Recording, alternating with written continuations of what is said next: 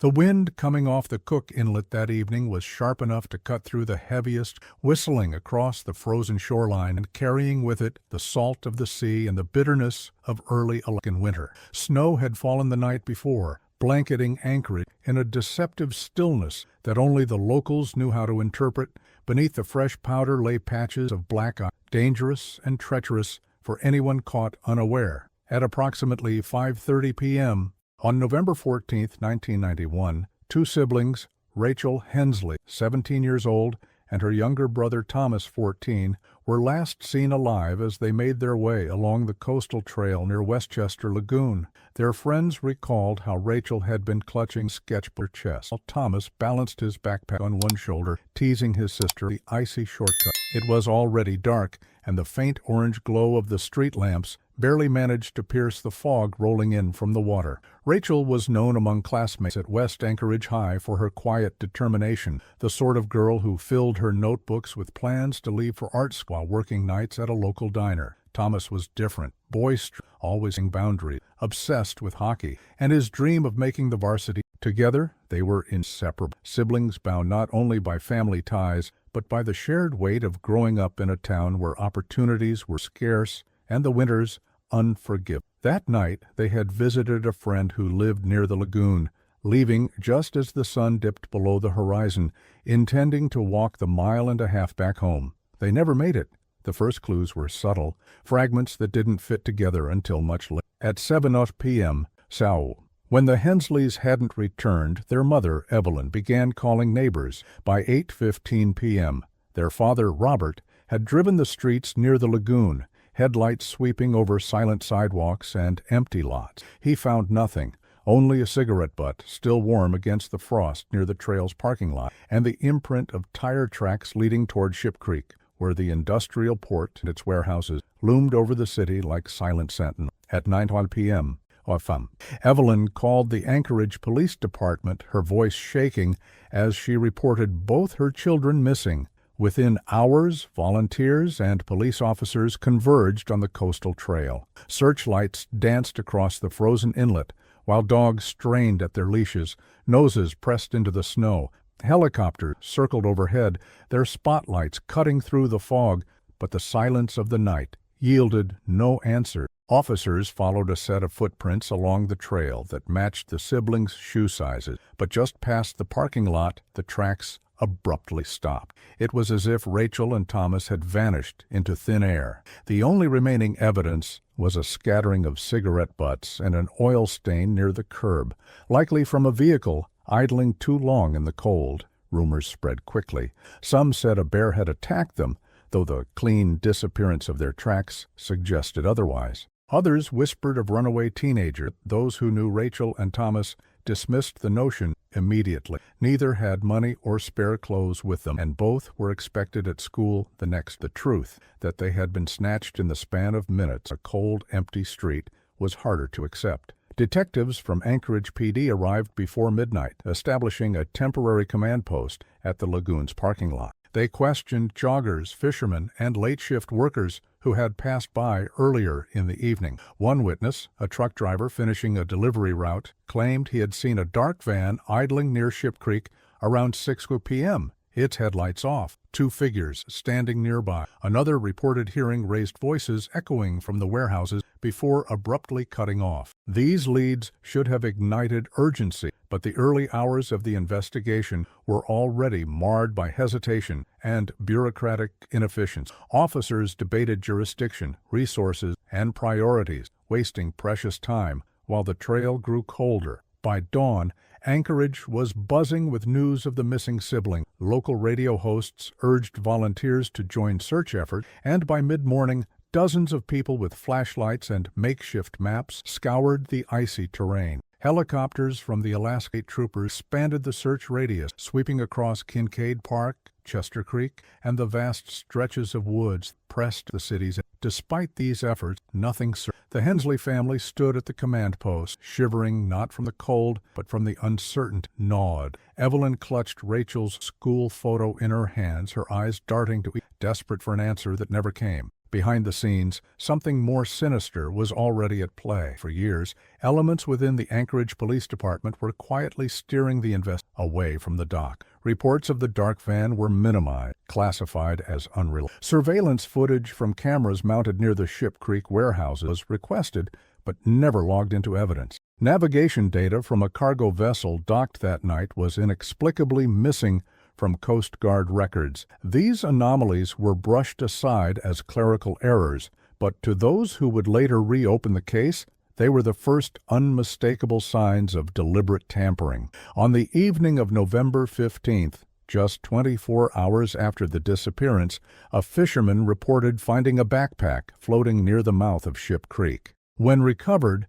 it was confirmed to be Thomas's, soaked through and empty. The discovery fueled speculation that the siblings had fallen into the water, but divers found no bodies, and the currents would not have carried the backpack so far upstream without intervention. More troubling was the fact that Rachel's sketchbook, always carried with her, was never found. To the family, it was clear someone had taken them. In the following days, search parties grew larger, combing every abandoned building, culvert, and wooded trail within miles of Anchorage. Candlelight vigils filled the nights, with neighbors holding posters that read, "Bring them home," while reporters swarmed the Hensley family for interviews. Yet, despite the public outcry, investigators began to scale back their visible presence. The official line remained uncertain. No signs of struggle, no bodies, no confirmed abduction. Behind closed doors, officers insisted resources couldn't be indefinitely tied to a case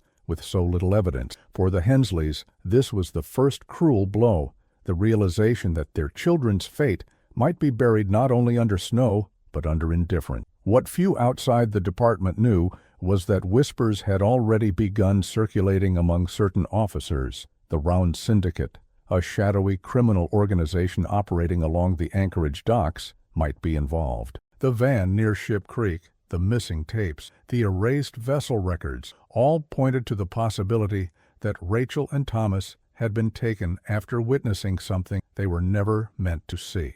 Yet any mention of the syndicate was swiftly shut down by higher-ups, their eyes hard, their warnings sharp. Stick to the facts, don't chase ghosts. For some detective, this was enough. For others, it was the first sign that something deeply rotten was festering within the ranks. As November gave way to December, the case slipped into uncertainty. Snowstorms buried potential evidence under thick layers of ice, and the footprints, tire tracks, and cigarette butts near the parking lot were lost to weather and time. The Hensley family decorated their home for Christmas with heavy hearts, leaving 2 stockings untouched on the mantel. Every knock on the door, every late-night phone call, sent a jolt of hope through Evelyn, only to be crushed again and again. The siblings' absence became a hollow echo in the home, a silence so profound it seemed to swallow even the sound of them. Thus ended the first, not with answers. The official record would state that Rachel and Thomas Hensley disappeared on the evening of November 14, 1991, last seen near Westchester Lagoon, Anchorage, Alaska. But within the shadows of the city, where corruption intertwined with organized crime, the truth of what had happened to them was already buried deep, hidden beneath layers of fear, deceit, and deliberate obstruction. The siblings were gone, and the trail that should have led straight to their fate was instead carefully, almost surgically, obscured. It would take nearly 3 decades and the unraveling of powerful forces before the truth finally surfaced. The morning after the disappearance of Rachel and Thomas Hensley, Anchorage awoke to headlines that carried an air of disbelief. 2 siblings missing near Lagoon, Jono.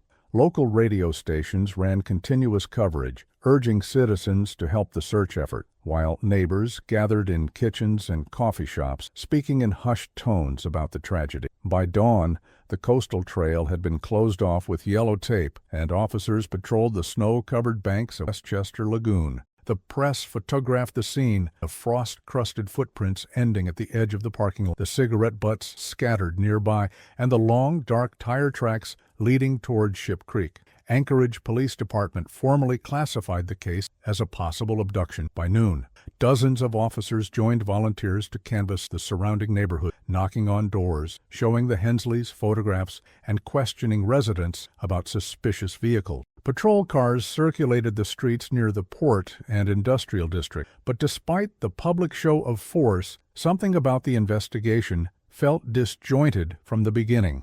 Officers bickered over jurisdiction, whether this was a missing persons case or local police or potential kidnapping that warranted federal intervention. Every hour wasted was another hour. Rachel and Thomas remained. Detective Alan Harker, one of the first investigators assigned to the case, immediately noticed irregularities in the early evidence collection. The cigarette butts retrieved near the lagoon, potential gold mines for fingerprint or DNA, were tossed into a single plastic bag with no labeling. The tire tracks in the snow, instead of being photographed and cast, were left exposed until melting sun distorted them beyond recognition. Even the recovered backpack belonging to Thomas was returned to the Hensley family without being processed for prints or trace fibers. To Evelyn and Robert, receiving the backpack was a gesture of compassion. To Harker, it was a red flag, an indication that someone within the department was already ensuring the trail grew cold. By the second day,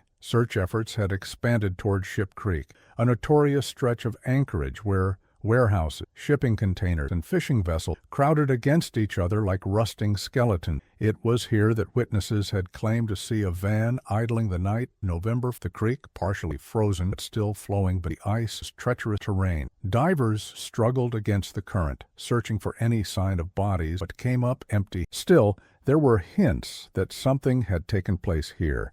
An oil stain on the pavement, boot prints leading toward the warehouses, and one broken padlock near a side door of Dock Warehouse 17. Detectives requested security footage from cameras positioned along the Port Authority building. According to the logs, the cameras covering the warehouse parking lots had malfunctioned on the exact night of the disappearance. The tapes provided to investigators contained hours of static, followed by routine daytime footage from the following morning. At first, this was dismissed as a coincidence. After all, the harsh winter often caused technical glitches, but Harker wasn't convinced. The timing was too convenient. When he pressed the Port Authority for backup tapes, he was told they had already been erased as part of standard procedure. Meanwhile, the first wave of tips flooded in. Callers claimed to have seen a dark van speeding down Northern Lights Boulevard around 6 p.m. Others insisted Rachel had been spotted at a diner 2 towns over, though none of these sightings were ever verified. A man living near the lagoon reported hearing a scream on the night in question, but when detectives attempted to follow up, the witness recanted, saying he must have misheard. Later, it emerged that this man had been visited by 2 plainclothes officers prior to changing his story, officers who, according to shift records, were never officially assigned to the case. At home, the Hensley family's grief grew heavier with each hour. Robert kept his truck running in the driveway, headlights illuminating the road as though his children might appear at. Evelyn sat at the kitchen table, a pot of coffee untouched, her hands trembling as she clutched Rachel's sketches that had been left behind. The media swarmed their house, and although they begged for privacy, they agreed to plead on television for their children's safe return. The broadcast showed Evelyn with tears streaming down her face, saying, "If you have my babies, please, just let them come home." Her words became a rallying cry for the community, but for the syndicate hiding in the shadows, it was confirmation the family remained desperate, vulnerable, and in the dark. Within the department, tension flared. Harker and a handful of younger detectives pushed aggressively toward the Ship Creek angle, convinced the siblings had been abducted by someone connected to the warehouse. Yet every attempt to investigate deeper was met with resistance from their requests for search warrants were delayed, leads were dismissed, and witnesses were quietly discredited. The justification was always the same. We need solid evidence before we escalate. But in Harker's experience, early hesitation often meant the difference between life and death in missing. To him, the stalling was deliberate. Technical evidence continued to vanish. The Coast Guard reported that navigation logs from the cargo vessel Northern Star, docked at Ship Creek on November 14th, were missing from the wreck. When pressed, Officials claimed the data must have been misplaced or improperly filed. An engineer from the vessel later told an anonymous hotline that the logs had been intentionally destroyed by order of a superior officer, though he refused to provide his name. The fragments of evidence that survived, like the broken lock at warehouse number 17, were cataloged and promptly buried in case files, never pursued with urgency. Behind closed doors, whispers of corruption circulated among the investigative team. Anchorage had long been a crossroads for smuggling. Drugs, weapons, and even people passed through its ports under the radar of official authorities. Everyone knew the name of the syndicate that pulled the strings, the Rounds, but few dared to speak it aloud. Stories of officers on their payroll common,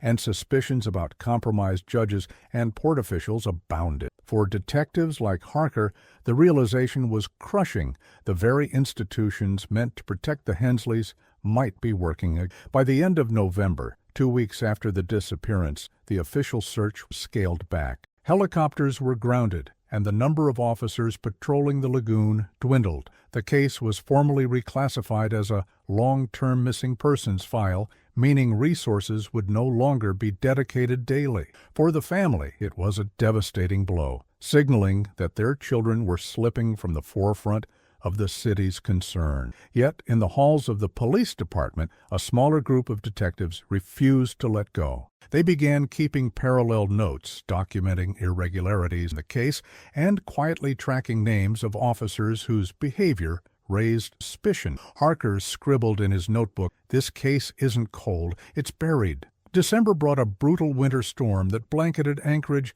in several feet of snow, effectively erasing any physical trace of Rachel and Thomas from the landscape. Forensic opportunities that might have existed were lost beneath ice, and with them the faint hope of recovering immediate evidence. Still, the whispers persisted. Dock workers told stories of a van with out-of-state plates parked at Ship Creek that night. A janitor at the warehouse claimed to have seen teenagers being dragged inside, though he later denied the statement when pressed officially. Each account was a flicker of truth snuffed out by pressure, intimidation, or outright sabotage. The investigation that had begun with urgency was now fragmenting into frustration, doubt. The media lost interest in holidays, focusing instead on lighter stories. For Evelyn and Robert, the absence of answers was worse than grief. They lived in limbo, tortured by the question or whether the frozen earth had already cleared. For the detectives still fighting to keep the case alive, one truth became clear.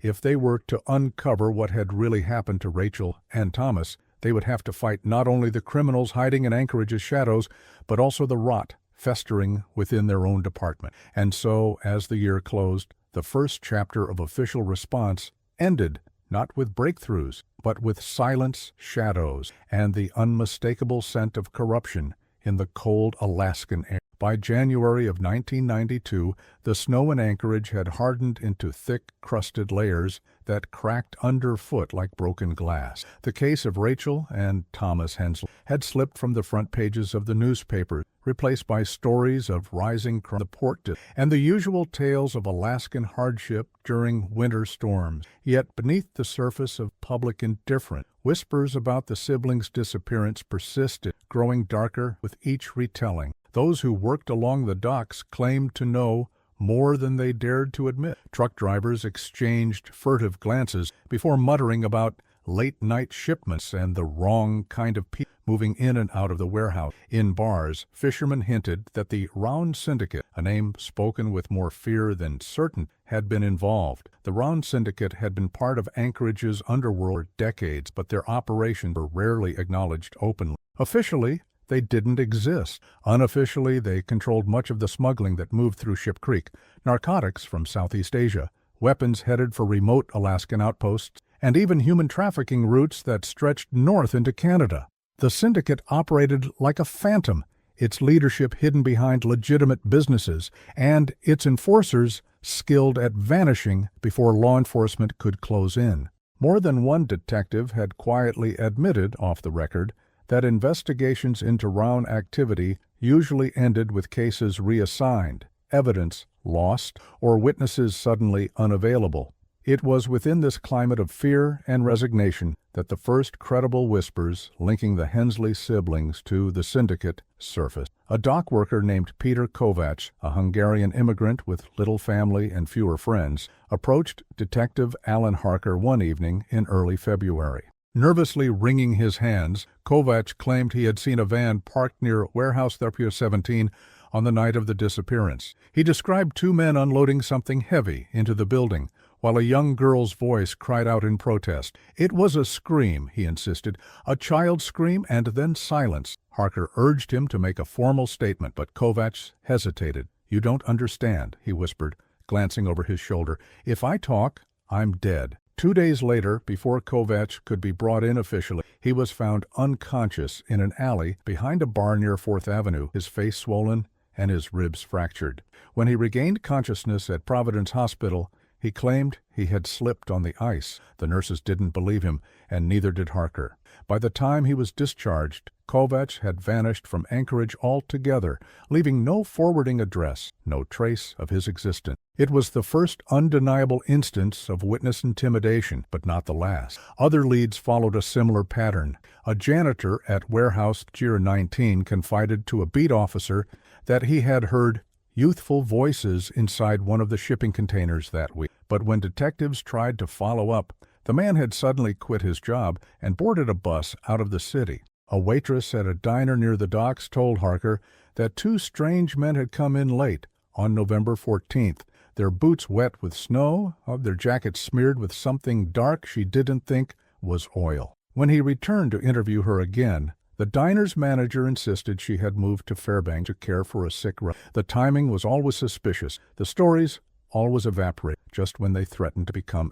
Within the police department, the atmosphere had grown toxic. Officers who once showed determination to solve the case now seemed distant, cautious, unwilling to push. Rumors circulated that payoffs were being delivered in plain envelopes, that the Round Syndicate had bought silence from certain ranking officials. Requests for deeper investigations into the warehouses were denied repeatedly by Captain Ronald Kerr, who insisted the department couldn't afford to antagonize legitimate businesses without. Files went missing, evidence bags were mislabeled, and reports were altered. Harker, who had been keeping his own private log, began to suspect deliberate sabotage from the inside. One incident cemented his suspicion. He had personally logged the oil-stained sample taken from the Ship Creek parking lot into the evidence locker on November 15th. When he requested it again in March for laboratory analysis, the sample had vanished. The clerk on duty shrugged, claiming the paperwork must have been misfiled.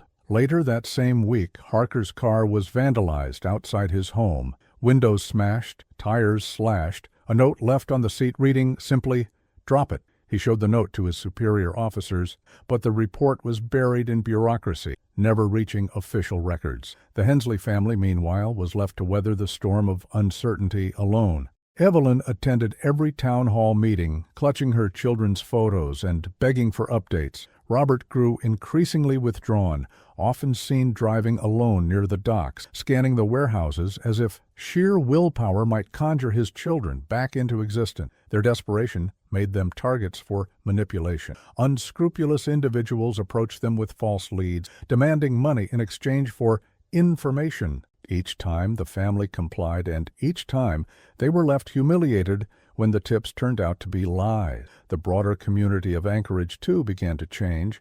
The early rallies and vigils dwindled, replaced by uneasy silence. Parents warned their children not to linger outdoors, and teenagers who once walked the trails freely now traveled in groups, wary of the invisible threat that had stolen Rachel and Thomas. In bars and break rooms, the Round Syndicate's name returned again and again, whispered like a curse but never spoken in public forums, to accuse them directly to court disaster. Everyone knew someone who had been threatened, intimidated, or simply disappeared after speaking too much. By the summer of 1992, official enthusiasm for the Hensley investigation had nearly evaporated. Detectives were reassigned, budgets tightened, and the case was relegated to the cold files. Yet, the whispers did not stop. Harker continued his private inquiries, meeting with sources who dared to trust him, collecting fragments of testimony that painted a grim picture. Rachel and Thomas had been in the wrong place at the wrong time. They had seen something at Ship Creek, a drug handoff, perhaps the unloading of contraband, and the Round Syndicate had moved swiftly to silence. Still, without hard evidence, Harker's theories were dismissed as paranoia by his colleague. "You're chasing shadows. Don't ruin your career over ghosts." But for Harker, the case had become more than a professional duty. It was a personal crusade, a fight against forces that seemed larger than the... Each time he looked at the Hensley, aged 10 years in a single, he felt the weight of failure pressing against. The years that followed would only deepen the frustration. Witnesses who might have provided answers vanished. Records continued to disappear, and the Round Syndicate grew bolder in its influence. Anchorage remained a city cloaked in silence, where the disappearance of 2 teenagers was quietly absorbed into the fabric of urban legend. Officially, the Hensleys were just another missing. Unofficially, they had become the first undeniable victims of a system poisoned by a system that would resist justice for nearly 3 decades. And yet, even in the suffocating fog of silence, the whisper, they lingered in the corners of bars, in the worried glances of dock,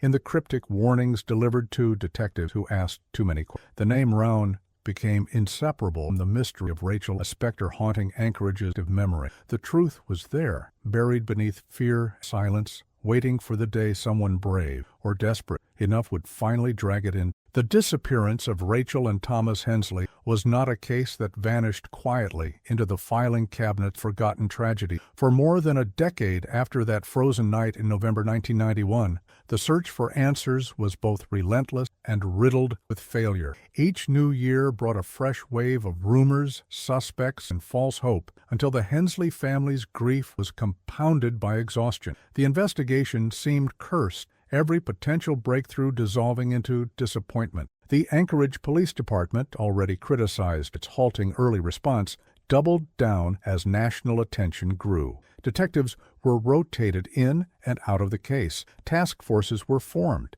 disbanded, and reformed under new commanders, each promising that this time the truth was within reach. What the public didn't see was the chaos behind closed doors, infighting between officers, pressure from politicians, and leaks to the press that turned every lead into spectacle. By the mid-1990s, the Hensley case had become less about Rachel and Thomas and more about career advancement, headlines, and survival inside a police department under siege. One of the earliest false leads emerged in 1993 when a drifter named Raymond Red Keller was picked up near the port. He was a Vietnam veteran, transient, and deeply unstable. Keller bragged drunkenly in a downtown bar that he knew what happened. Within hours, police hauled him into custody. For days, Anchorage buzzed with anticipation. News stations camped outside the precinct, and Rachel's parents, John and Margaret, were told privately that they might finally learn the fate of their children. But Keller's story collapsed. He claimed to have buried the siblings in the forest near Eagle River, and investigators searched the area, found nothing. Worse, Keller later admitted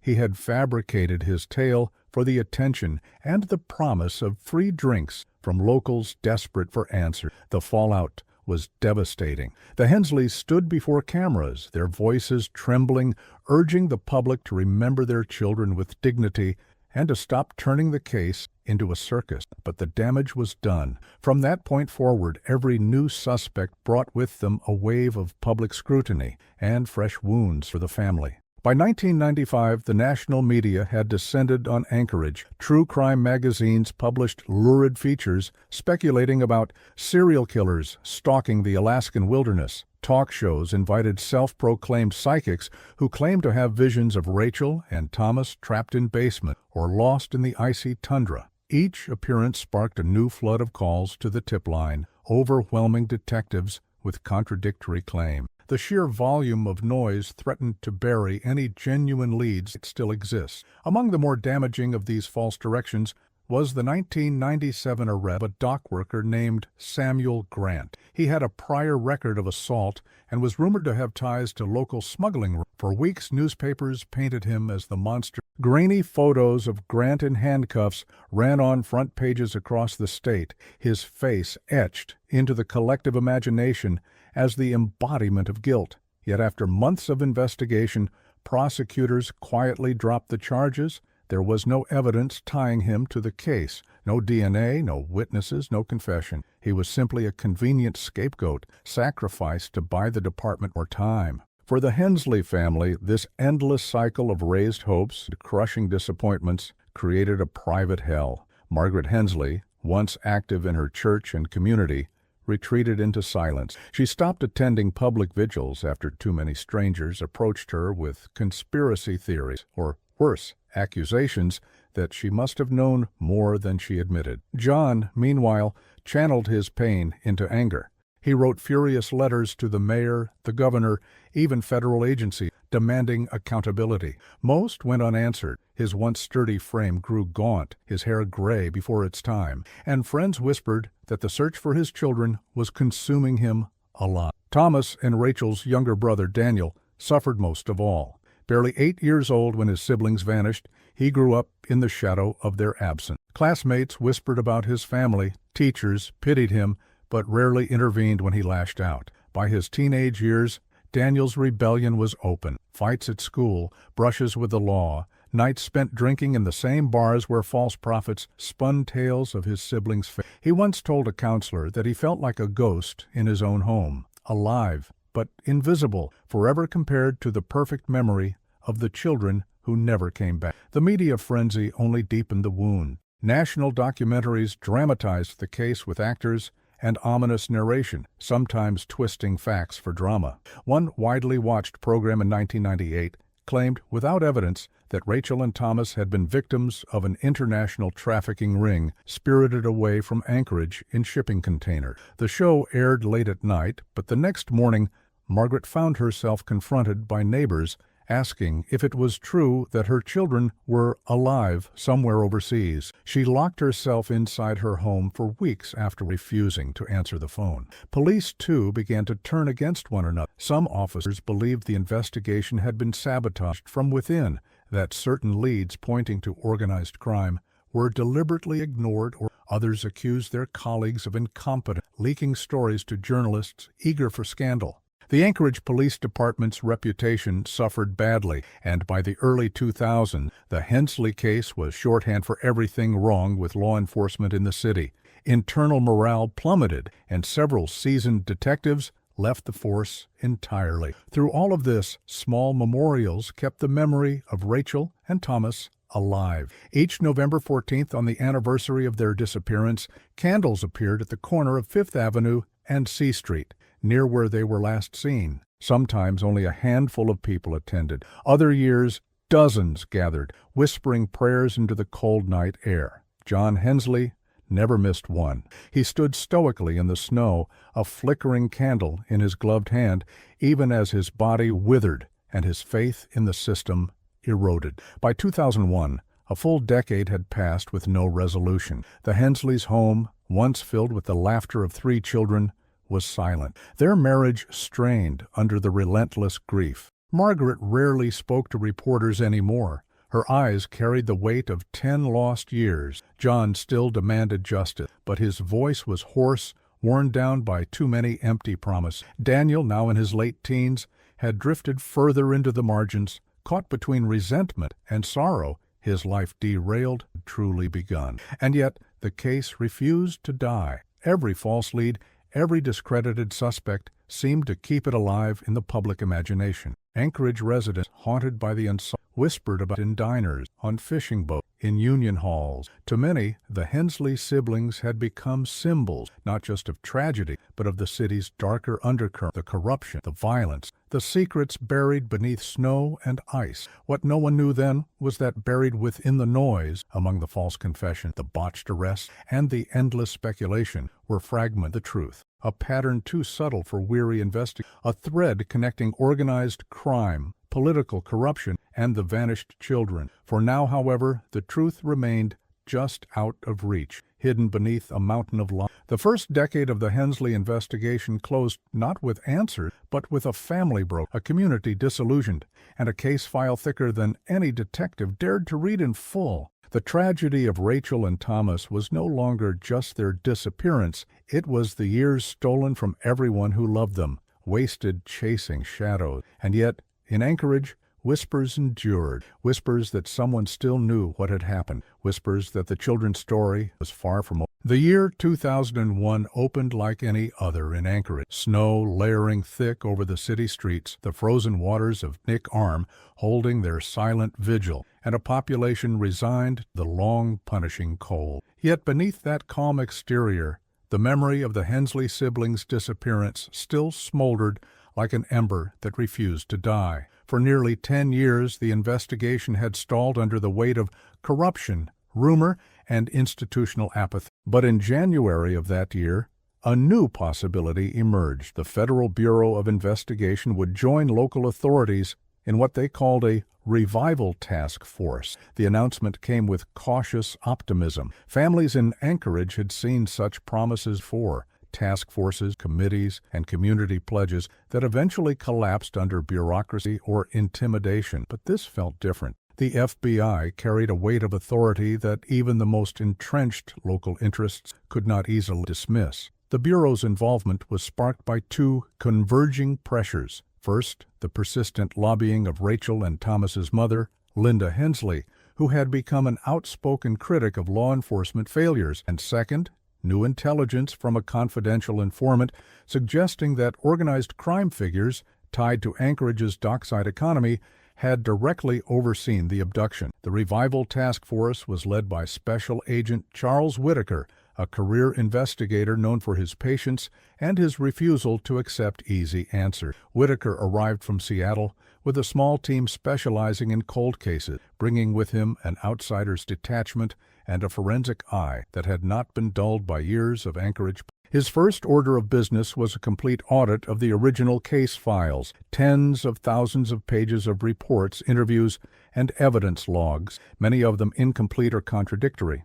What he found was sobering, missing exhibits and witness statement sections of the file that appeared to have been deliberately misfiled. The implication was clear. Someone inside the original investigation had actively sabotaged the work. Whether through corruption, intimidation, or misplaced loyalty, the Anchorage Police Department had failed at its most basic duty. Whitaker did not voice his anger publicly, but those who worked beside him recalled the set of his jaw and the silence that followed each new discovery. To him, the sabotage was not simply an error of the past, it was an ongoing obstruction that threatened any chance of truth. With the audit underway, Whitaker authorized a series of undercover operations aimed at infiltrating Anchorage's underworld. By 2001, the city's criminal landscape had shifted, but not disappeared. The dockside unions, trucking syndicates, and shadowy proprietors of late-night clubs still operated in uneasy alliance, feeding on drugs, extortion, and smuggling. One particular group, the remnants of a West Coast syndicate known locally as the North Star Circle, was suspected of having orchestrated the Hensley abduction as part of a warning to rival operators. The undercover agents posed as small-time traffickers seeking to buy entry into Anchorage's tightly controlled drug corridor.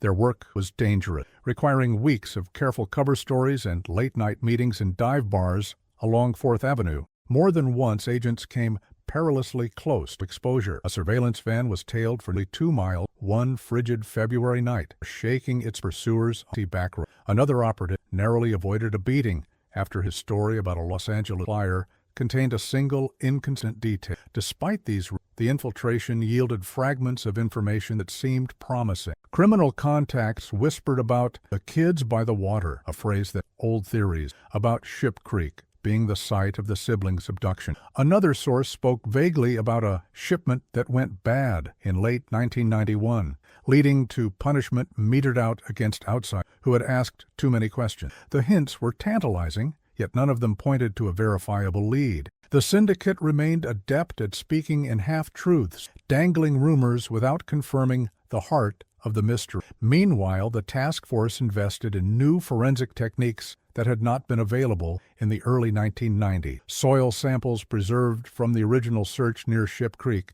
were reanalyzed using updated trace analysis, revealing the presence of chemical residues linked to industrial solvents used at Anchorage's freight terminal. A pair of shoe impressions, once dismissed as indistinct, were digitally enhanced to reveal a brand of work boot popular among dock laborers at the time. These discoveries reignited hope that physical evidence might still exist, though the trail had grown colder with each passing year. Yet, for all the advances, frustrations mounted quickly. Each lead that seemed promising collapsed under scrutiny. A man arrested in Spokane for drug trafficking claimed knowledge of the siblings' fate, only to recant and admit he had fabricated the story in hopes of a lighter sentence. A warehouse raid in Anchorage uncovered smuggling records dated to 1991, but the files had been so thoroughly doctored that investigators could not determine their authenticity. Even a supposed eyewitness, a transient who claimed to have seen two children bundled into a van that November night, proved unreliable under cross-examination, his memories muddied by decades of substance. The failures took their toll not only on the agent, but also on the Hensley family. Linda, who had carried the burden of advocacy for 10 relentless years, found herself once again confronting of hope, disappointment. Her marriage had collapsed under the strain years earlier, and her relationship with her surviving relatives was strained by her refusal to let the case fade. She attended every press briefing, asking hard questions and often embarrassing officials with her persistence. To some she was heroic, to others she was a painful reminder of an unsolved crime that Anchorage preferred to forget. By summer 2001, Whitaker's team had spent 6 months embedded in Anchorage, working 16-hour days and producing thousands of pages of fresh reports. The central question, what had happened to Rachel and Thomas, remained maddeningly elusive. The FBI's presence had rattled the syndicate, that much was clear. Surveillance units documented a noticeable tightening of operations at the docks, a drop in open activity, and a sudden reluctance among known players to appear in public. But the tightening also meant less access, fewer chances for infiltration, and a growing sense that the investigation was chasing shadows. In August, a dramatic but ultimately fruitless event unfolded. Acting on a tip, federal marshals and Anchorage police raided a storage unit on the city's outskirts, believing it might contain evidence linked to the children's disappearance. What they found instead was a counterfeit smuggled alcohol, valuable enough to secure charges against several mid-level criminals, but irrelevant. The disappointment reverberated hammer-blow. Some agents questioned whether they were being deliberately misled, fed false designed to their resources and credibility. As autumn approached, Whitaker convened his team for candidacy. He reminded them that cold cases were rarely solved quickly, that persistence was often the key. Yet even he admitted privately that the Hensley file was among the most obstructed he had ever encountered. The combination of lost evidence, intimidated witnesses, and potential law enforcement collusion created a maze with no clear exit. The team resolved to continue, but morale was fraying. Then came September 11, 2001. The terrorist attacks on New York and Washington reshaped the priorities of the FBI overnight. Counterterrorism surged to the forefront, and resources once allocated to cold cases like Anchorage's were suddenly diverted to national security. Whitaker himself was reassigned temporarily to assist with threat assessments in Seattle. The task force was not formally disbanded, but its momentum slowed dramatically. Leads went unpursued. Informants drifted away, and undercover operations lost their continuity. For the Hensley family, the shift was devastating. Once again, the promise of resolution seemed to slip through their fingers. Linda gave interviews to local papers condemning the government for abandoning her children in the name of larger priorities. Yet her protests were drowned out in a nation reeling from unprecedented tragedy. The Hensley case, once briefly revived, faded once more into the background noise of unsolved American mystery. Still, for Whitaker and a handful of his agents, the fire had not gone out. Files were boxed, leads logged, and covert contacts maintained, even as the official spotlight dimmed. They knew that time was the enemy, but they also knew that secrets as dark as the Hensley disappearance rarely stayed buried forever. Anchorage remained a city with long memories and in those shadows, someone still had. The revival had failed to deliver answers, but it had exposed something vital. The mystery was not forgotten, not yet. And though the world had changed beyond recognition in 2001, the questions from that frozen night in 1991 continued to haunt the city, demanding to be asked again and again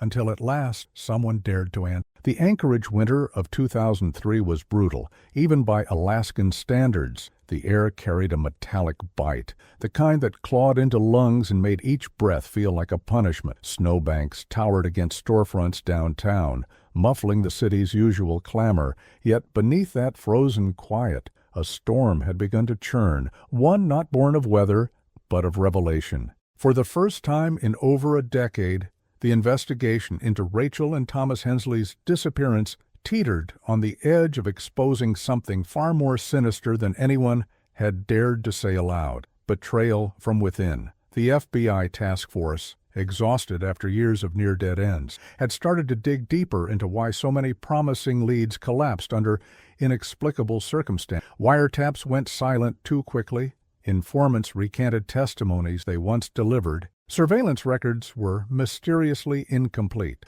The frustration wasn't simply from the cruelty of organized crime. It was the nagging suspicion that someone on the inside was feeding information outward, sabotaging every step before it could gather momentum. By the spring thaw of 2003, suspicions became tangible. A routine audit of navigation data from the Hensley case files, logs of police patrol cars, dispatch records, and search coordinates from 1991 revealed irregularity. Times didn't align. Routes listed for patrol cars didn't match the mechanical odometer readings. In one glaring example, a squad car supposedly scouring the Ship Creek Basin had, in truth, never left Midtown Anchorage that night. Even more damning, several hard-copy reports, long thought to have been misplaced, reappeared in a locked evidence cabinet with altered timestamps. Someone had deliberately tampered with the data meant to guide the first desperate hours of the search. The discovery landed like a thunderclap within the task force. It meant that the Hensleys might never have stood a chance, not only because of the criminals who may have taken them, but because certain officers ensured that the pursuit faltered before it even began. The first name to surface was Detective Carl Wexler. Once hailed as a steady hand in Anchorage PD's Missing Persons Division, Wexler had retired quietly in 1998, long before suspicions arose. But investigators traced financial records. They found deposits into accounts linked to Wexler's family that far exceeded his modest police salary. The timing was almost poetic in its cruelty. Sizable transfers began appearing in late 1991, just weeks after Rachel and Thomas vanished. When the FBI approached Wexler questioning, the retired officer was living in a cabin outside Wasilla. His manner was calm, almost resigned, as though he had been waiting for the inevitable knock on his door. Still, he denied outright involvement in any cover-up. "I did my job. If evidence went missing, you're looking in the wrong place." Everyone was scared back then. You don't know what it was like, but Wexler's evasions only deepened suspicion. Witnesses from the early investigation remembered subtle cues, the detective steering conversations away from certain leads, discouraging follow-up interviews with dock workers at the port of Anchorage, and prematurely dismissing anonymous tips that suggested ties to a crime syndicate moving contraband through the harbor. One former patrol officer admitted under oath that Wexler had ordered him to stand down from canvassing near Ship Creek the morning after the disappearance. That same area later became the focus of multiple anonymous tips implicating traffickers. As the task force pressed forward, a darker pattern emerged. Wexler was not alone. Two other names appeared repeatedly in connection with compromised files: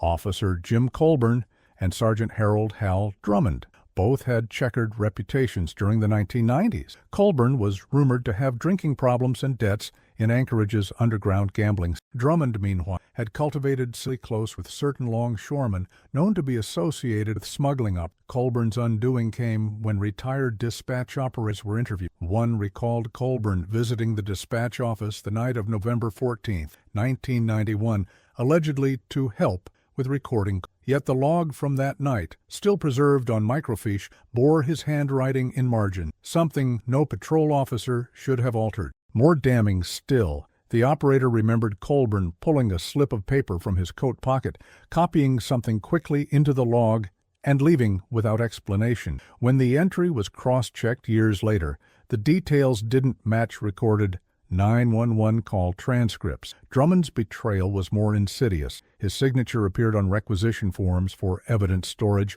including the very cabinet where altered navigation data was later discovered. While he claimed these were routine, financial audits showed Drummond purchasing a second home in Kenai in early 1992. The mortgage payments coincided suspiciously with rumored payoffs by an Anchorage-based syndicate known to buy silence. When news of the internal rot reached the Hensley family, it was like reopening a wound that had only barely begun to scar. Margaret Hensley, Rachel's mother and frail with age, told a reporter, "All these years we prayed for answers, and now we find out the people who swore to protect us are feeding the wolves." Her words carried a tremor of both grief and fury, echoing through local headlines that finally dared to print what had long been whispered. The Hensleys' case had been strangled by betrayal within Anchorage's own law enforcement. Trust in the Anchorage Police Department plunged. The city, long accustomed to stories of organized crime on its periphery, now faced the possibility that the rot extended into its institutions.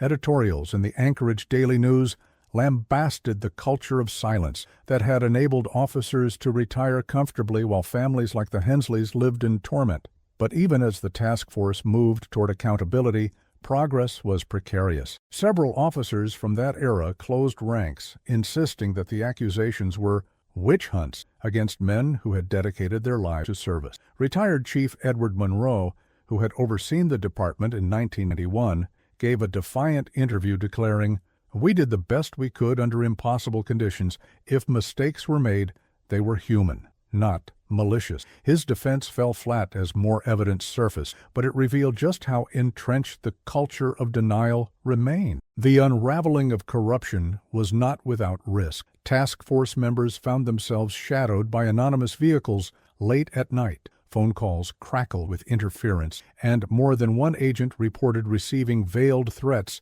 in the form of unmarked envelopes slipped under office doors. Inside were newspaper clippings about other unsolved disappearances, annotated with chilling notes like, "Some things are better left cold." One FBI agent, under the condition of anonymity, later recalled, "It felt like we were pulling threads from a tapestry that everyone else wanted to stay intact. Every lead we touched was contaminated with fear."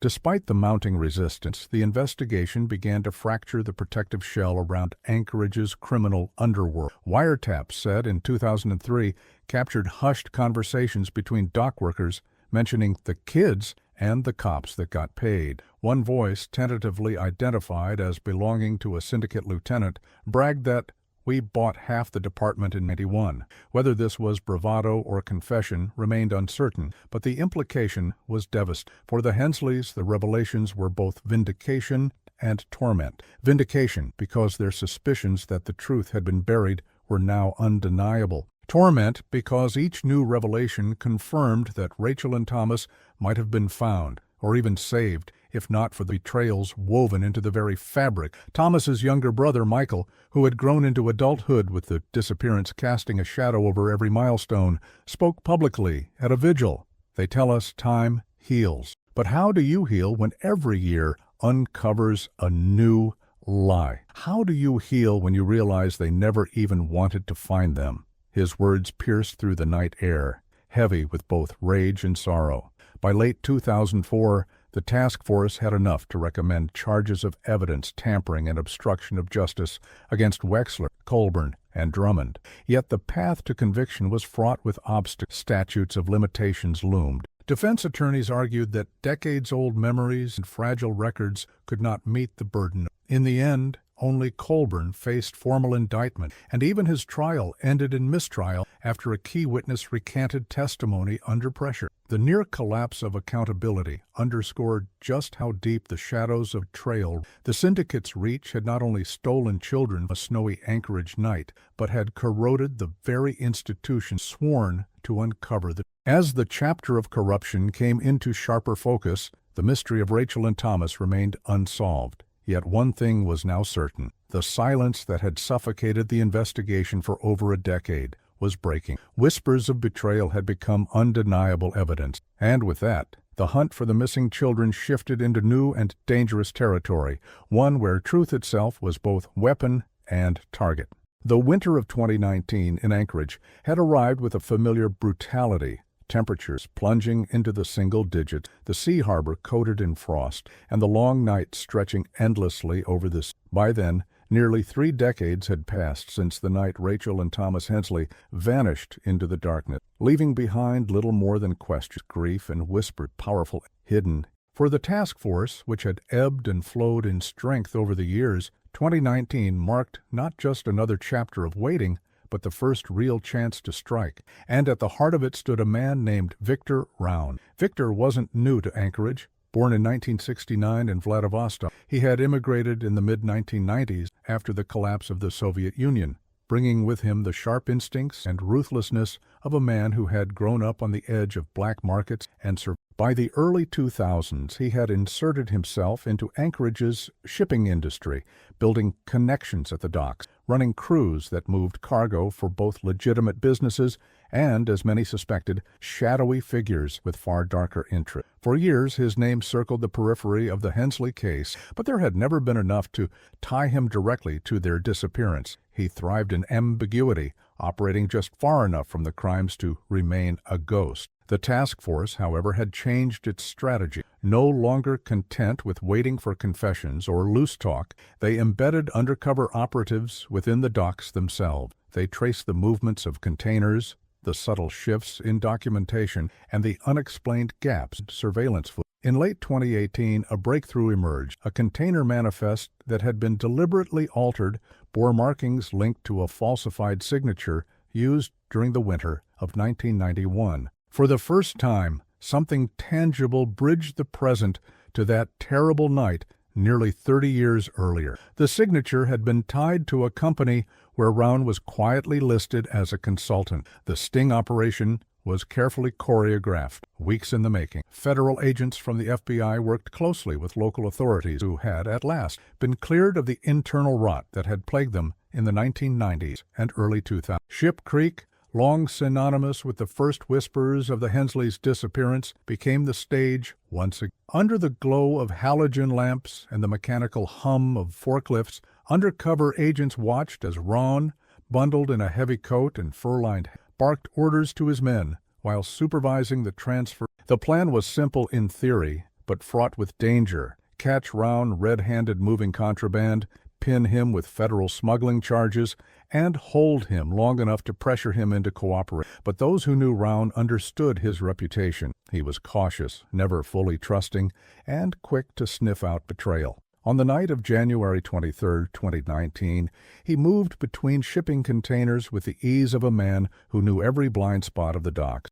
Yet even his instincts could not shield him from the net that had finally tightened. At precisely 2:17 a.m., as one of his men hoisted a crate stamped with a fraudulent customs seal, unmarked vans roared into the yard. Floodlights cut across the frozen ground. Shouts filled the air, and the crack of boots on steel drowned out the engines. Federal agents, hands where we can see them. Ron's men scattered, some raising their hands, others diving between containers. Ron himself froze for a moment, his breath steaming, his eyes wide, a fury that quickly shifted to resignation. He had expected this someday, but not here. 2 agents slammed him against the corrugated wall of a container, his hat tumbling to the sea ground. He didn't resist a sharp exhale, a muttered curse in Russian, and a weary half-smile that suggested he'd seen worse. They cuffed him, read his, and dragged him toward the van as the rest of his crew was rounded up. The operation was a success. For the first time, the task force had a man who could be tied even indirectly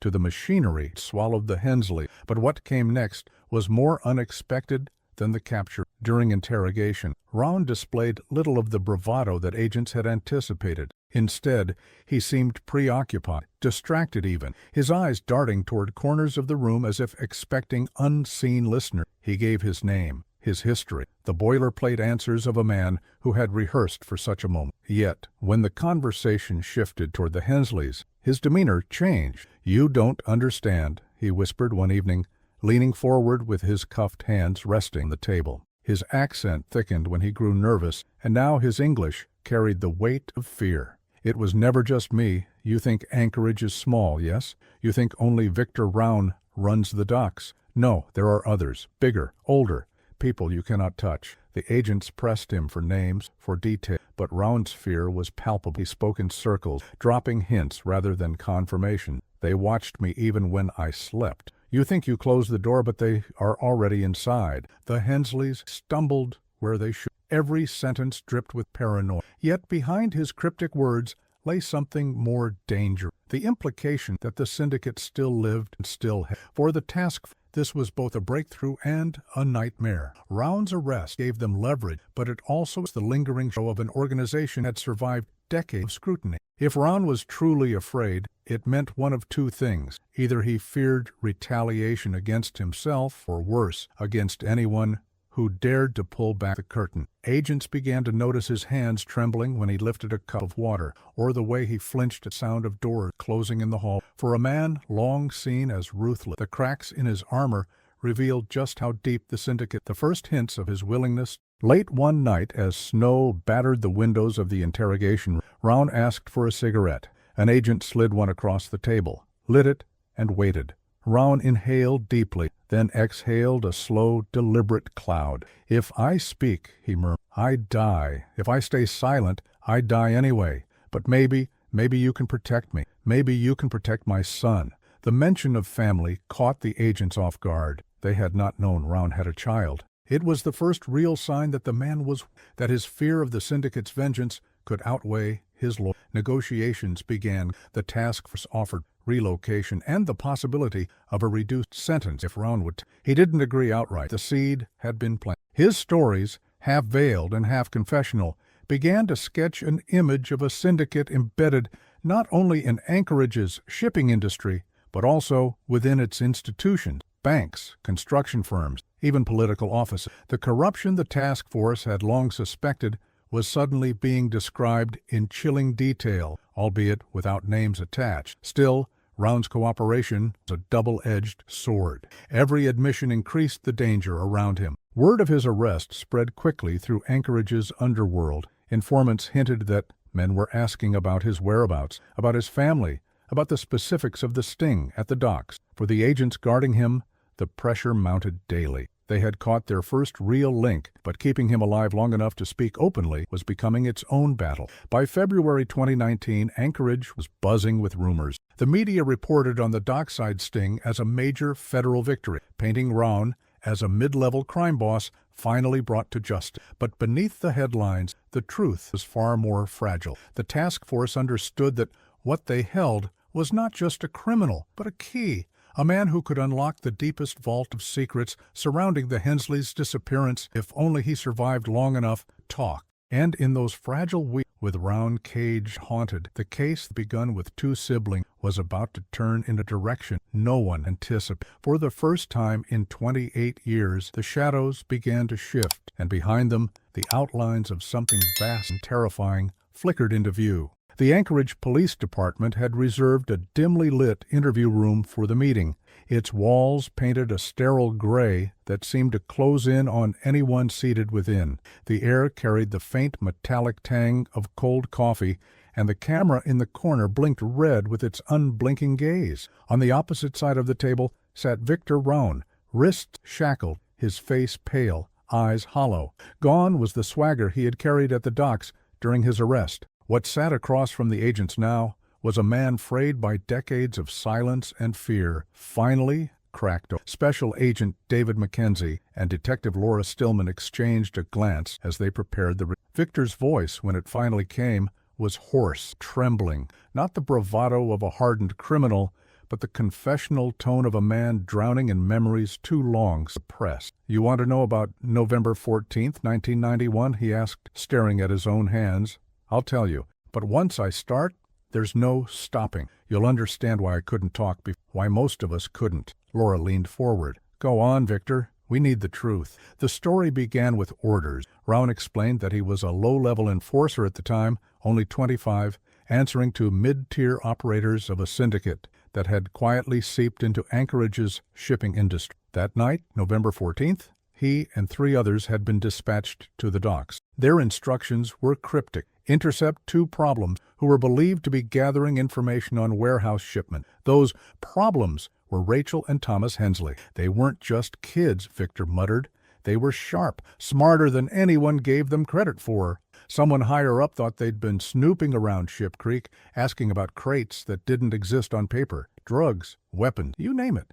Rachel had this notebook she carried. Someone saw her writing things down. The group was ordered not to kill immediately. The siblings were to be taken to a warehouse off Post Road, a cavernous structure owned by a shell company, but long abandoned to the public eye. Ron remembered the night vividly, the crunch of frost under their boots, the icy sting in the air, the sound of Thomas shouting as he fought against the men dragging him. They were terrified. Thomas tried to protect his sister, but we had guns. Rachel, she kept asking why. That was the hardest part. She looked at us like we were still human, like maybe we'd have an answer. Inside the warehouse, the siblings were bound to metal chairs. A generator hummed in the background, throwing long shadows against the corrugated steel walls. Standing over them was not just Round's crew, but a man known only as the Broker, a figure whispered about in Anchorage's underworld, known for arranging cleanups when syndicate secrets were threatened. The Broker told us to keep it quiet, Victor's voice. He didn't want blood, not unless necessary,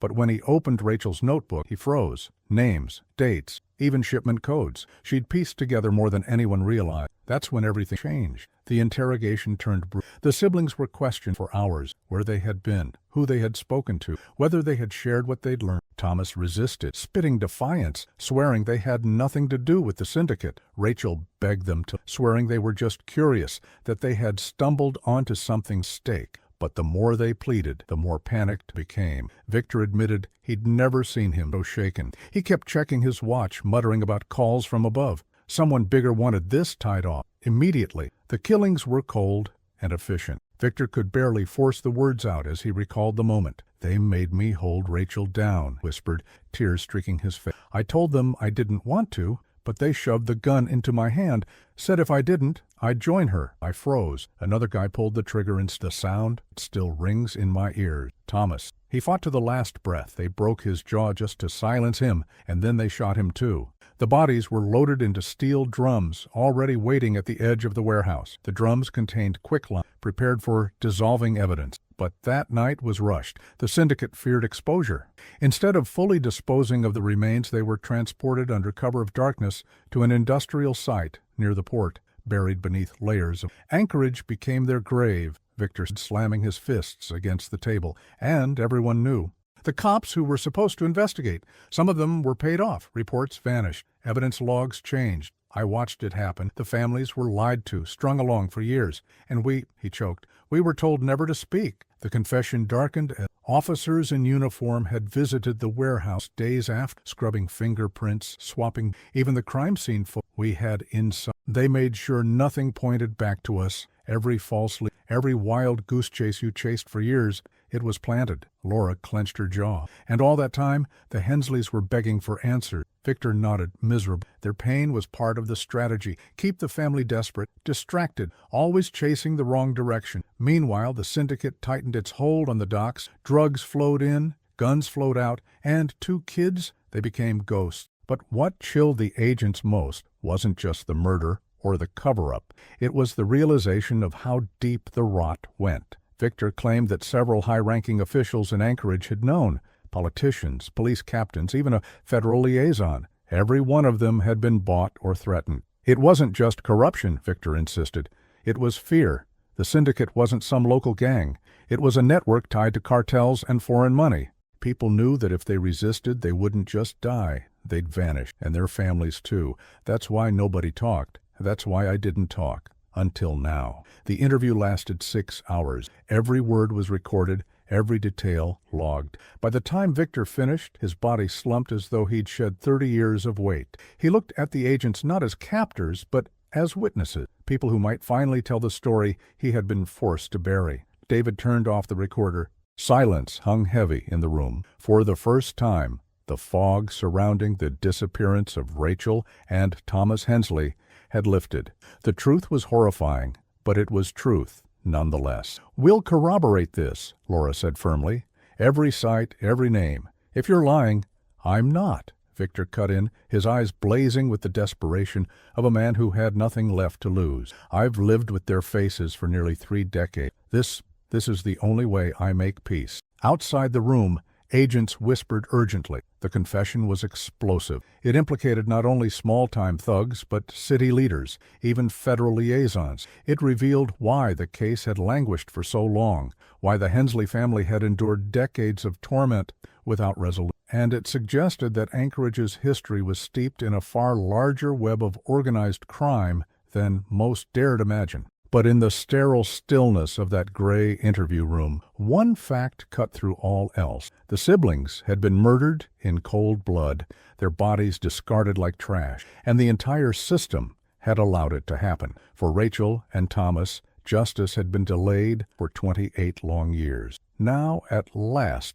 their story had been spoken aloud. And for Victor Round, the confession was not freedom, but a reckoning. The syndicate would never forgive betrayal. By speaking the truth, he had signed his death warrant. Yet, as he was led back to his cell, chains rattling softly, a strange calm settled. At least, he whispered to him, the world finally. The morning of June 12, 2020, began with a muted sky over Prince William Sound, the kind of steel-gray Alaskan day when the clouds sit heavy and low, swallowing the mountains into a haze. The fishing town of Whittier, usually quiet except for the rhythm of ferries and the grind of marine traffic, was suddenly transformed. Convoys of unmarked vans, FBI trucks, and Anchorage Police Department vehicles rolled past bewildered residents. At the center of it all was a forgotten, weather-worn warehouse by the waterfront, its steel siding corroded by decades of salt air, its foundation thick with moss and silence. For the first time in nearly 3 decades,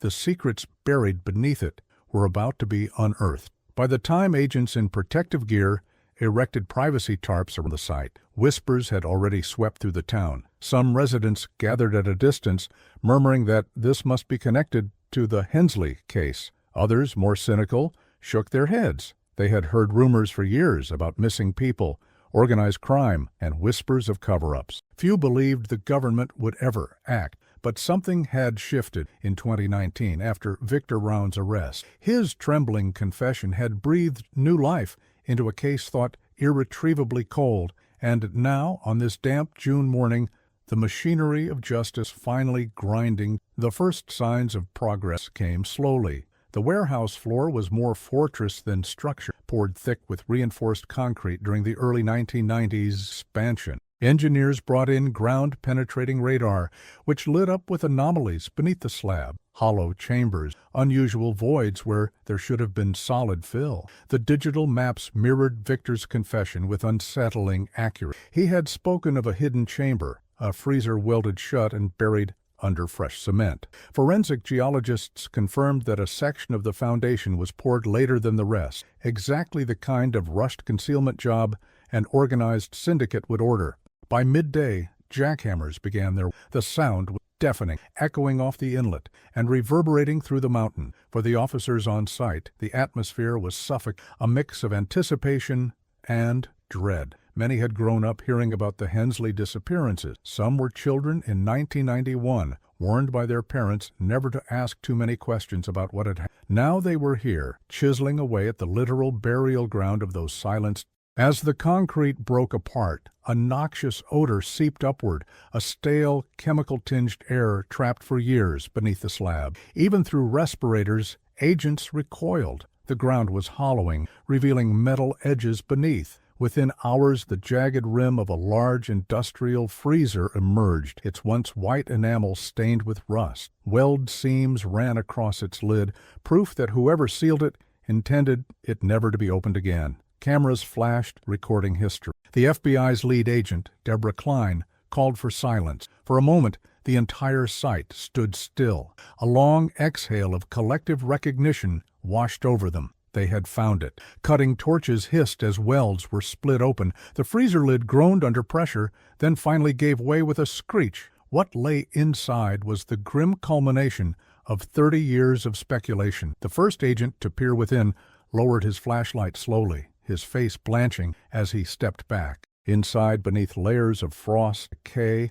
were the remains of human bodies, twisted, overlapping, preserved in unnatural poses as if discarded like cargo. Forensic teams confirmed multiple victims, but identification would take months. Each fragment of bone, Each scrap of clothing, each trace of personal belonging was carefully catalogued. The nation would soon know what Whittier had hidden for decades. News broke within hours. By evening, major outlets across the United States carried headlines: "Mass grave discovered in Alaska warehouse linked to 1991 disappearances." Helicopters hovered above Whittier, reporters swarmed its only main street, and locals locked their doors. For the Hensley family, who had lived 30 years in a purgatory of not knowing, the call from the FBI was both vindication and devastation. Mary Hensley, now in her 70s, told journalists with a trembling voice, "They told us for years it was a mystery, that maybe our kids just ran off, or maybe we were crazy to keep asking. But they were here.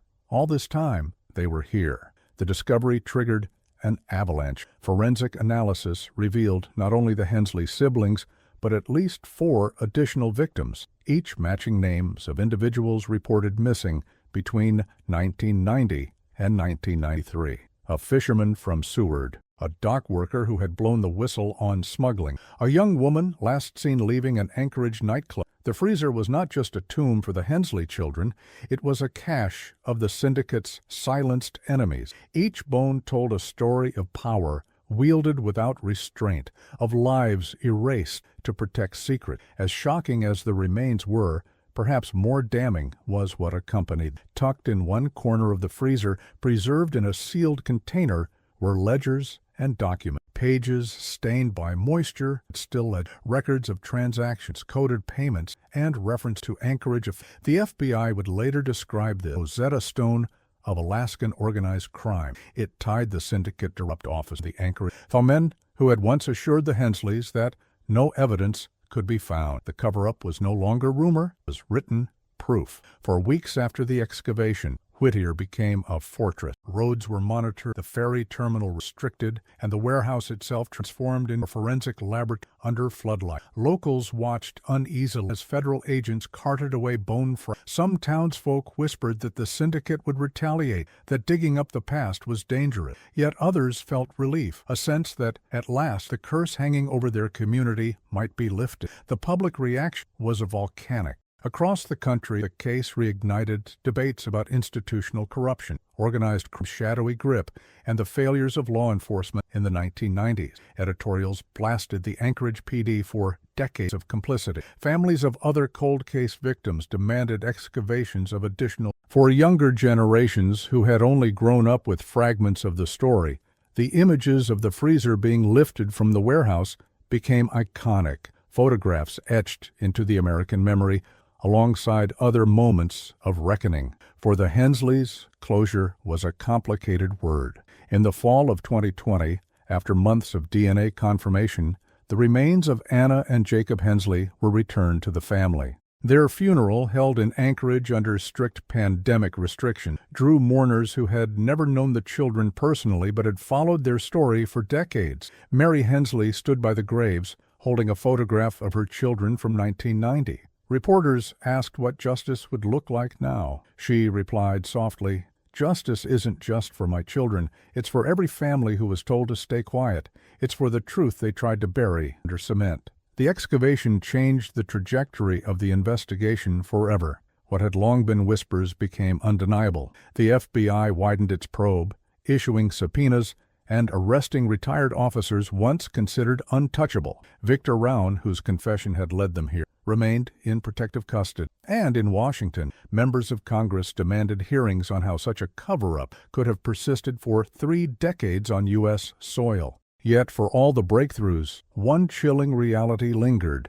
The freezer contained more victims than initially believed. Forensic experts suggested that some remains might never be fully identified. The syndicate had not simply killed to protect secrets, it had annihilated evidence of resistance. Each unclaimed fragment of bone represented a life erased from record, a ghost whose story could never be told in full. As winter closed in on Whittier in late 2020, the warehouse finally demolished. Nothing remained of the structure but an empty foundation, scarred by excavation. Yet the void it left was symbolic. A hole where silence had, for those who had lived under the shadow of the syndicate, it was proof that truth, however delayed. The Hensley case had begun as a local mystery in 1991. Nearly 30 years later, the excavation in Whittier transformed it into a national reckoning. What lay beneath that concrete was not only the evidence of murder, but the remains of a system that had failed its people. And though the discovery was horrific, it was also a beginning, the first true step toward justice after a generation of darkness. The courtrooms of Anchorage were suffused with tension in the spring of 2021, a tension that had been decades in the making. After nearly 30 years of frustration, false leads, and whispers of corruption, the legal machinery was finally grinding toward the reckoning that the city and the Hensley had long awaited. Syndicate leaders who had once operated in shadow, protected by fear and complicity, now sat under bright fluorescent lights, facing the weight of federal charges: murder, obstruction of justice, tampering with evidence, and conspiracy. Among them were names that had once seemed untouchable, figures so deeply embedded in the city's institutions that their downfall was as much symbolic as it was criminal. The arrests had begun quietly in late 2020, shortly after Victor Round's confession, and the excavation in Whittier confirmed the presence of human. Round, now in federal protective custody, had agreed to testify against his former associate in exchange for leniency. His testimony was harrowing. He recounted the night of November 14, 1991, the methodical execution of Rachel and Thomas Hensley, the disposal of their bodies, and the orchestration of a cover-up that had silenced officers, manipulated records, and misdirected investigators for decades. Each word he spoke reverberated through the courtroom, painting a portrait of a criminal machine that was simultaneously brutal and bureaucratically precise. Among the first to face trial were Carl Wexler, Jim Colburn, and Harold Drummond, the officers whose complicity had allowed the syndicate's grip to persist. Evidence presented against them was overwhelming: altered dispatch logs, forged signatures, financial records indicating payments from syndicate affiliates, and eyewitness testimony corroborated by surveillance footage recovered from long-archived security cameras. Prosecutors meticulously reconstructed the chain of obstruction, demonstrating how these officers had deliberately sabotaged the Hensley investigation, misled other law enforcement personnel, and allowed the syndicate's violence to go unchecked. Each piece of evidence chipped away at the defense's narrative of incompetence or negligence. The Hensley family attended the proceedings in cautious hope. Mary Hensley, once fragile from decades of grief, now appeared composed, yet visibly tense, clutching photographs of Rachel and Thomas. Her younger brother, Michael, whose adolescence had been overshadowed by the unresolved disappearance, sat in quiet reflection, absorbing every detail as if reliving. When Round described the final moment, his sister and brother, Mary's lips trembled, and Michael's fists clenched, yet both maintained a stoic presence in the gallery. The courtroom atmosphere was electric, a mixture of sorrow, rage, and anticipation, as the long-awaited truth unfolded in stark, unflinching detail. The syndicate leaders, including the broker, were tried in federal court on a separate docket. Round's testimony proved pivotal. Under cross-examination, he described the orchestration of the Hensleys' abduction, the execution at the warehouse, and the systematic cover-up that had involved both criminal and law enforcement collusion. He outlined financial transactions, shipping logs, and coded communications that implicated figures operating in both Anchorage and outside the state. Each revelation sent shockwaves through the courtroom, exposing not just a single crime, but a network of criminality that had operated with impunity for decades. Convictions came in waves. In 2022, Wexler, Colburn, and Drummond were found guilty on multiple counts of obstruction, tampering, and conspiracy. Sentences ranged from 15 to 25 years, a measure of justice for their betrayal of duty. In a separate trial, the broker and several syndicate lieutenants were convicted of murder, conspiracy, and racketeering. Sentences included life imprisonment without parole for the key orchestrators, ensuring that the individuals responsible for the Hensleys' deaths would never again walk freely. The city of Anchorage exhaled collectively, a long-held breath released after decades of fear and uncertainty. Yet the victories were tempered by lingering doubt. The court proceedings revealed the sheer scale of corruption and intimidation that had allowed the syndicate to thrive for years. Testimonies indicated that several high-ranking officials had likely participated in obstruction, but had either died or remained beyond the reach of legal authority. Questions about unsolved disappearances from the early 1990s continued to haunt investigators. Though the Hensleys case had been resolved, the notion that other crimes remained unpunished left an unsettling residue.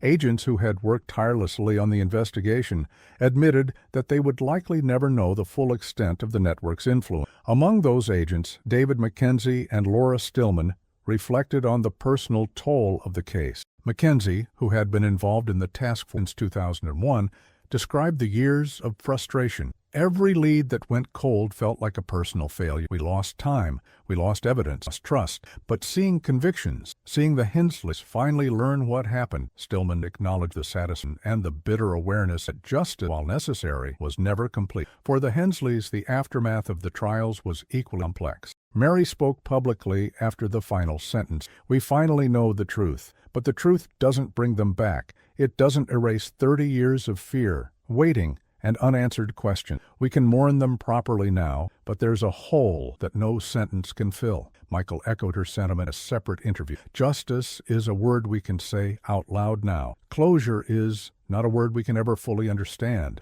There will always be shadows we lost." Their grief, though validated by legal acknowledgement, remained raw, a poignant reminder that justice could not undo personal. The case also left an indelible mark on Anchorage's law enforcement community. The exposure of corrupt officers forced a comprehensive review of internal oversight mechanisms, leading to reforms in dispatch record management, auditing processes, and whistleblower protection. Public trust, long eroded, began a slow, fragile reconstruction. Yet the city and the agents involved understood that institutional change would be ongoing, that vigilance against corruption must never waver. Despite the convictions, uncertainty lingered in subtler forms. Investigators continued to comb through the syndicate's records, discovering anomalies in shipping manifests and financial ledgers that suggested the organization's reach may have extended further than initially believed. Round, whose cooperation had been essential, remained in protective custody, his life irrevocably altered by the decision to speak. Even as he provided detailed testimony against former associates, he expressed apprehension that remnants of the syndicate might still hold influence. His fear was a reminder that while individual justice had been achieved, the larger battle against organized crime was far from over. The final memorial for Rachel and Thomas Hensley, held in early 2023, was intimate but family, friends, and agents who had dedicated their lives to solving the case attended. A simple granite monument marked their resting, engraved with their names and birthday. Mary Hensley spoke to the gathered. "We will never forget them. We will never forget what was done, but we can finally say their names with truth behind them, and perhaps that is the closest thing to peace we will ever have." As the ceremony concluded, snow began to fall gently, a quiet Alaskan winter, echoing the night of their disappearance nearly 32 years earlier. Agents and family members alike reflected on the long arc of the investigation, understanding that justice, while delayed, had been yet in their minds lingered the knowledge that corruption, fear, and violence had left scars beyond repair. The Hensley story, though finally illuminated, stood as a testament to both human cruelty and human perseverance. In the end, the case closed with partial resolution. Convictions had been secured, the truth revealed, and systemic corruption exposed. But shadows remained, both in the unanswered questions about the full extent of the syndicate's network and in the lingering grief of those who had lost decades of certainty. Anchorage had faced its ghost, yet the memory of those dark years, suffering of Rachel Thomas Hensley, would endure, haunting the city like persistent chill of an Alaskan winter. And so, 32 years after the night they vanished, justice had arrived, but it arrived wrapped in uncertainty, leaving behind closure that was real yet incomplete, a reminder that truth, while powerful, could never fully mend the brokenness left in its